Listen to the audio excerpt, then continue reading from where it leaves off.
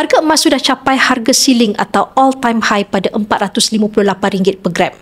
Dan seperti yang kita tahu, ini bukan berita yang mengejutkan. Dan harga emas naik juga bukan satu isu buat penyimpan emas. Alhamdulillah, seorang lagi penyimpan emas di bawah bimbingan saya telah menukarkan sebahagian simpanan persaraan sekitar RM79,000 ke dalam bentuk emas baru-baru ini. Duit RM79,000 dalam simpanan, nombor memang akan kekal jika anda tidak usik sekalipun. Tetapi nilai RM79,000 akan hilang kuasa membeli. Bermakna, barang yang boleh dibeli dengan RM79,000 tahun lepas memang sudah tidak sama dengan sekarang.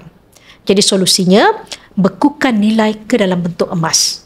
Bila anda perlukan wang, anda ada pilihan untuk jual atau pajak emas tersebut.